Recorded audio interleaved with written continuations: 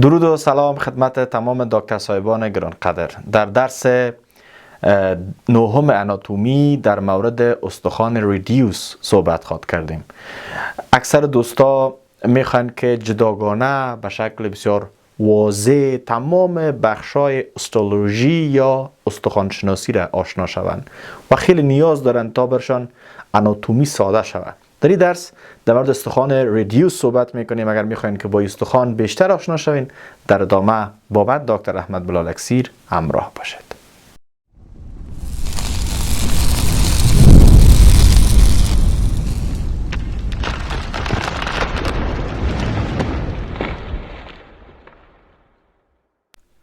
خب دوستای عزیز، قسمی که در ابتدا بر شما گفتم، امروز در مورد استخوان ریدیوس در درس نهم اناتومی صحبت میکنیم.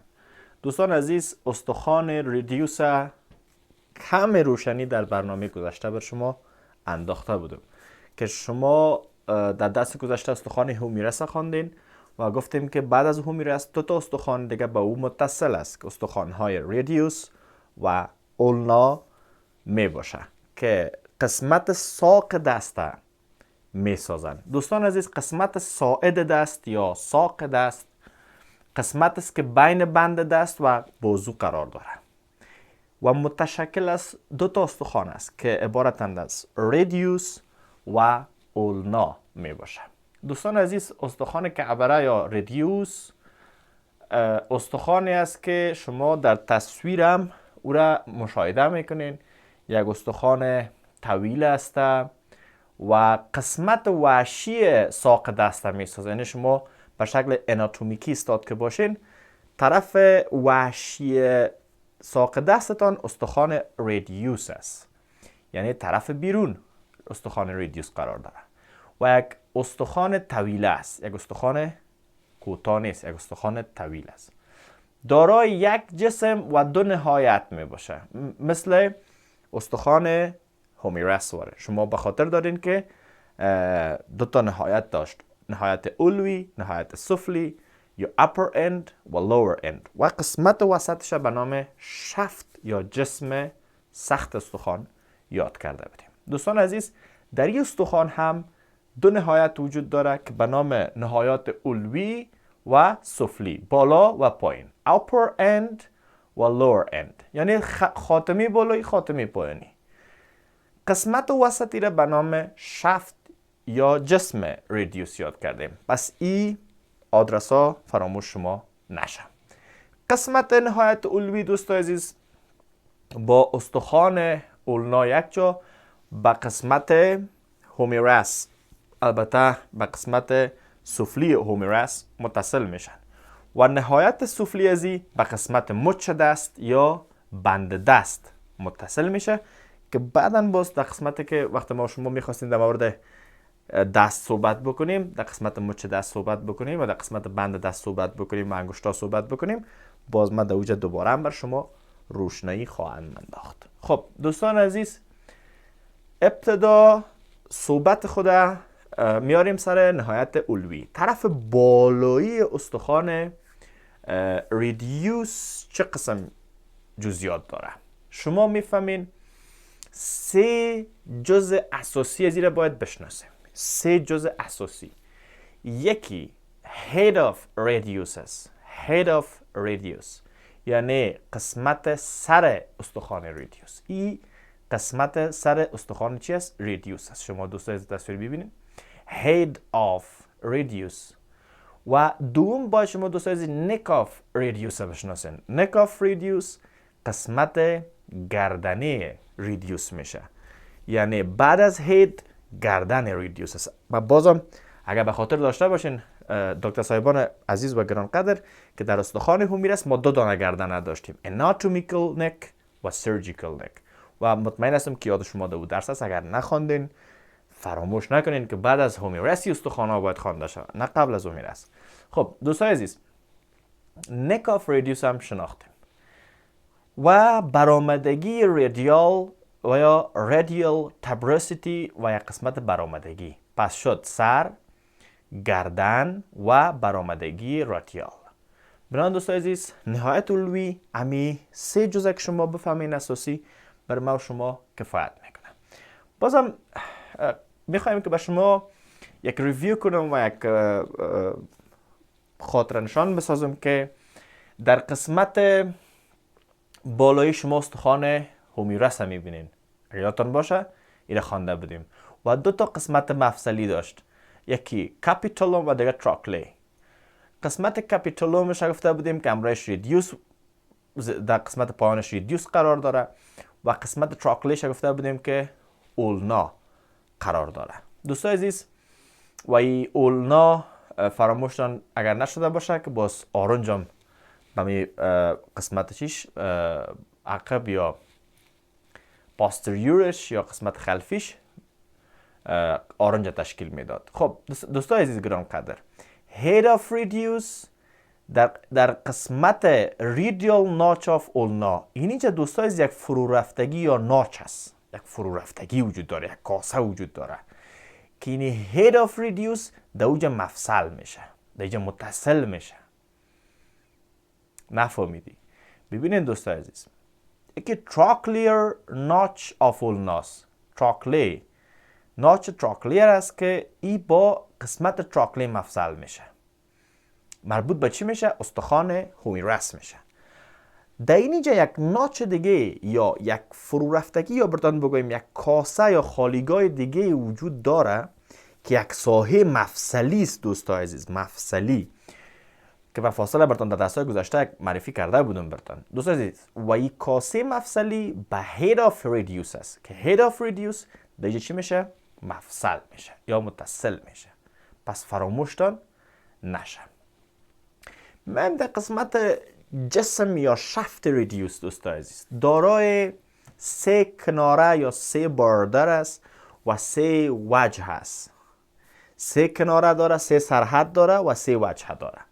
اول میایم سر کناره های صحبت میکنیم. دوستای عزیز یکی انتریور باردر است، انتریور باردر. یکی دوستای عزیز قسمت باردر چیش هسته؟ باردر پاستریور است، انتریور است و میدیال باردر است، یعنی کناره قدمی انتریور، کناره یا سرحد خلفی و همچنان کناره های انسی. در قسمت باردرها دوستای عزیز یا سرحدها همین 3 سرحد باید شما یاد داشته باشید. یکی سرحد پیشروی یا قدمی، سرحد انسی طرف داخل، اگه دست شما باشه فرضاً به طرف داخل قرار داره، پس این سرحد داخلی. پشت سر از این دوستای عزیز کنار خلفی. وجوهاش دوستای عزیز 3 وجه داره، یعنی 3 رخ داره، 3 چهره داره، 3 سمت داره. یکی وجه قدمی است، چهره پیشرو، ببینید پیشرو. وجه خلفی است، خلفی پشت سرمی و وجه وحشی است و رخ وحشی استخوان است. درست؟ وجه وحشی استخوان. خب دوستای عزیز تا اینجا که ما شما بلد شدیم، کمک یک جای ببینم باقی باشه بر شما روشنی بندازم. در اینجا دوستای عزیز چیزی را که شما بفهمین، اینی قسمت دوستای عزیز مربوط به سفلی ریدیوس میشه که ما در قسمت سفلیشم بر شما نوز معلومات ندادیم ولی میخوایم اینجا اشاره بکنیم. ببینید دوستای عزیز اولنار ناچ برتان گفتم اونم قسمت کاسه که مفصلی است، درست است؟ بر شما اشاره از آسان دم. ولی در قسمت سفلیاتان باشه دوستای عزیز که دینیجا یک برآمدگی که شما میبینین، یک برآمدگی که شما دستان راست بگیرین، شما میبینین که یک برآمدگی وجود داره که ای در جمع چی میشه دوستای عزیز؟ در جمع radial styloid process است. ببینین این قسمت که به نام styloid process یاد میکنن یا مو سطح خارجی زایده نیزه‌ای. یاد میکنن. پشت نام فارسیش نگردین دوستای عزیز، انگلیسیش بهتر است که شما در نظر داشته باشین. ببین دوستای عزیز، اینجا دو قسمتک داره، شما اگه متوجه باشین دو قسمتک داره. چون که دوستای عزیز بازیش مچ دست میه، نه مچ دست میه یا مو بند دست میه. ما دو تا استخوان داریم در بین استخوان‌های بند دست. یکیش به نام اسکافوید بون است که باز میخوانیم، حالا فقط همین اشاره برات میکنم فکر طبیعی. یکی لانت بون است. اینی دو دانه استخوان ها در اینجا چی میشه دوستای عزیز؟ مفصل میشن. در اینجا اینی یک ساحه شما میبینین مفصلی یا دوستای عزیز فرو رفتگی است، یعنی مثل کاسه رقم است، نه که بیرون برآمدگی باشه. تبرکل نیست بلکه به شکل ناچ قرار دارن دوستای عزیز. و دیگه دوستای عزیز که شما در این قسمت بفهمین، اما قدر فقط در اینجا کفایت میکنه بفهمین. میم سر نهایت سفلی یا نهایت پایینی. در اینجا دوستای عزیز یکی استایلوید پروسس هسته. استایلوید پروسس هسته که من بر شما گفتم که قسمت هایی است که با مچ دست اینا بسته میشه. و چیزی که شما باید بفهمین، چیزی که شما باید در نظر داشته باشین وی است که دوستان نهایت نازنین، در اینجا استایلوید پروسس شما شناختین. امو معلومات رو که پیشتر دادم دوستای عزیز پس معلومات است. یکی لانت بون اینجا وصل میشه، که اسکافوید بون وصل میشه. باز من براتون دوجه خودم یاد میتم، دوباره تکرار میکنم. اینجا دورسال تبرکل از دوستای عزیز، یک برآمدگی به نام دورسال است. اینی قسمت دوستای عزیز خلفی، سطح خلفی است که یک تکمه رقم مثل یک برآمدگی تکمه‌ای داره که به نام دورسال تبرکل یاد میشه. کی به خاطر چی از دوستای عزیز؟ عبور امو عضلات یا وتر عضلات است که به قسمت باز کردن و بسته کردن مچ دست، مثل دستان شما بند دستان حرکت بتین، پس و پیش بکنین حرکت بتین، میبینین که یک قسمت عضلات چی میشه امروزی در کنار ازی که مفاصل حرکت میکنه، عضلات هم روش کش میشه. دو چی میکنه دوستای عزیز؟ نقش بازی میکنه که شما ایره به خاطر داشته باشین. و بالاخره مزابه های عمودی هدفش مو وترهای عمودی است و خطوط برجسته ریجز است. خطوط شما دیجا میبینین که به شکل واضح و برجسته معلوم میشه که به نام ریجز ها یاد میشن. و قسمت سفلی دیگه سطح مفصلی برای مفصل بند دست داره که من براتون گفتم که دو تا استخوان، یکی اسکافوید بون و یکی لانت بون، دیگه چی میشه؟ مفصل میشه و شما او را به خاطر داشته باشین. بازم اینجا ببینین دوستای عزیز در قسمت سفلی استخوان، اینی استخوان همراه شما هنوز معرفی نیستین، استخوان اولنا است و کم کم شما همراه نامش آشنا شدین و این ریدیوس است که کامل دربارش صحبت کردیم. ببینین دوستای عزیز، ام در اولنا ام در ریدیوس ما استایلوید پروسس داریم. استایلوید پروسس و این استایلوید پروسس اونمو برآمدگی قسمت دست شما، دستانه وقتی که پشت دستانه دور میتین میبینین که یک برآمدگی یک وجود داره که مربوط به استایلوید پروسس میشه. و در اینجا یک برآمدگی که بسیار خفیف وجود داره که هم به نام استایلوید پروسس یاد میشه. پس هم در استخوان اولنا هم در استخوان ریدیوس استایلوید پروسس وجود داره که ایره یادداشت پیش خود داشته باشید. دوستای عزیز گفته بودم که ساحه مفصلی داره. در قسمت دو تا ساحه مفصلی داره، یکی ساحه بر استخوان اسکافوید بند دست و ساحه بر استخوان لانت بون است. پس دو تا ساحه مفصلی شما در اینجا تماشا میکنین، یک ساحه و این دو ساحه دوستای گران قدر و نازنین. و این دو تا ساحه مفصلی با دو تا استخوان‌های بند دست موجود است، یکی اسکافوید بون و دیگه لانت بون. دوستان عزیز من فکر میکنم که تا اینجا شما فهمیدین. اینجا براتون شما دوستان عزیز براتون گفتم که ulnar notch of reduce، یک ناچی وجود داره که در قسمت پایینی همراه اولنا چی میشه؟ متصل میشه. و امیدوار هستم که تا اینجا شما دقیق فهمیده باشین. استخوان بعدی که انشاءالله در درس 10 آناتومی رویش صحبت میکنیم استخوان اولنا است. اگر میخواین که باز به این استخوان آشنا شوین، من در خدمت شما عزیزا قرار دارم.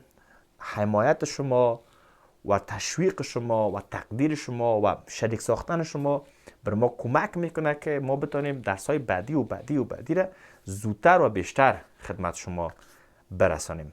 تا ای که باز هم من دکتر احمد بلالکسی خدمت شما دکتر صاحبان گران قدر نازنین قرار میگیرم. خیلی دوستتان دارم. با امید سلامتیتان.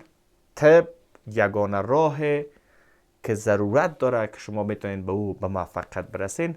در تلاش بیشتر، درس خواندن بیشتر، زحمت بیشتر و از همه چی قدر مهم دوستای عزیز امروز دوست شوین. یعنی شما امروز استخوان‌ها دوستی کنین دوستای عزیز. استخوان‌ها را بسیار به شکل عادی کوشش بکنین، پیش خود پرکتیس کنین و او را عملا کوشش کنین در وجود خود پیدا کنین. هر چیز خواندین در وجود خود تمرین کنین، عکس زیاد ببینین، بخصوص در مضامین که مثل اناتومی نیاز به عکس های بیشتر، تصاویر بیشتر و یا وسایل بیشتر داره. شما باید اینا را متوجه باشین. تا برنامه بعدی در خدمت شما قرار میگیرم. بدرود.